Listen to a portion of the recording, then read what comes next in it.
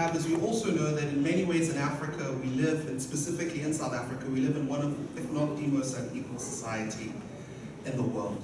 Our Gini coefficient sits at about 0.67 or 68. The reality of the matter is that the reality of South African democracy in many ways has been a dream that's been perpetually deferred for the vast majority of our people.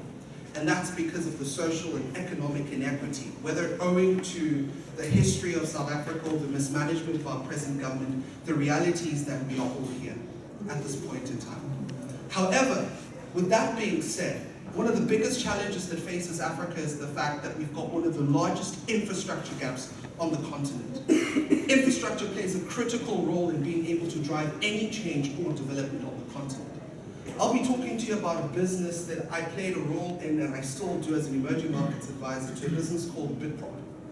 Now, Bitprop started out with a singular vision to think innovatively around how do we build long-term, the provocation was, how do we develop a long-term pension for a woman who ordinarily would come out of being a domestic worker or giving herself to have worked, let's say, in the manufacturing sector, and ordinarily wouldn't be able to have anything to bequeath to her family because the Group Areas Act, the vast majority of black people didn't own the land in which they live on. The same thing happens in the township today. A lot of people have houses and they ordinarily aren't able to prove title.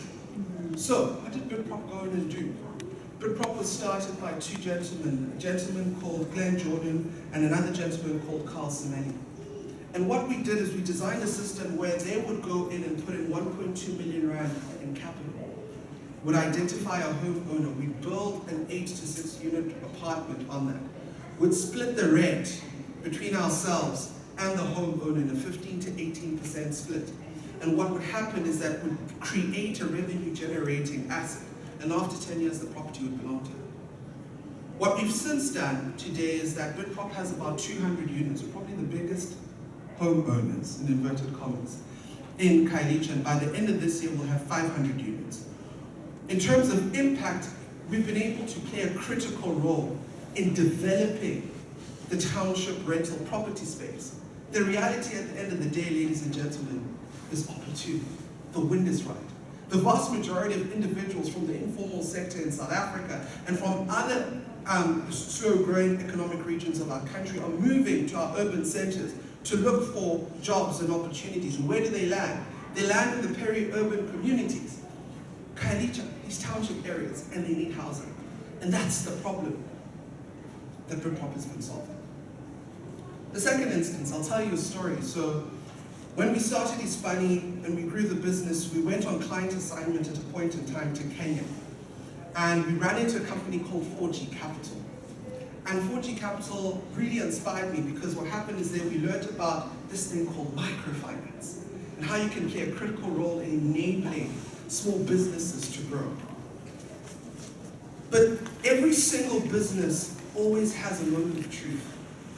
And when we came back to South Africa after that client assignment, my business partner in Daniel walked into a spaza store in Philippi Village, and he met a gentleman, and the gentleman said to him, all I ever want to do, and he met him and he was crying, it was a spaza store. And he gets into the spaza store, he wants to buy something, he meets this guy, he's crying, he's like, why are you crying? And he said, all I ever want to do is to feed myself, feed my family, and feed my business. And Daniel was like, what's going on? What's the actual issue here? He said, I need 10,000 rand. Daniel was like, that's not a lot of money. And as he interrogated the question and asked him further, he realized that the real issue that this gentleman actually had, ladies and gentlemen, is he had a working capital finance problem. Now the question we had to ask ourselves is, one, how do we lend to someone, whether South African or foreign national, in a legal manner as a starting point? Two, how do we put capital in that space in a way in which we can get it out? Three, how can we ensure that the cost of the capital is not punitive to this individual but actually unlocks their growth? We quickly realized that in order for us to be able to finance in this space, we have to think very differently about how we develop and deliver finance into this environment. Shout out to E Squared in the room, please wave your hands, my good people. These are the people who made the decision to back us in this journey of building Satana Capital. And the statistics speaks for themselves in terms of what we've been able to deliver. So our model is fairly simple. What we do is that we partner with existing SMEs or spaza stores through wholesalers. Wholesalers share their transactional data with us of those particular traders. We get access to that particular data, so we're able to have an understanding of what they've been purchasing over the last 6 months. On top of that, what we then do as a consequence is that we analyze that data and then we put a credit amount with the particular wholesaler. So the wholesaler will say, this person's bought 100, 200, 300,000 Rand in this specific frequency of stock over this period. We will then allocate a credit amount to that on the wholesaler system after we've run it through our models.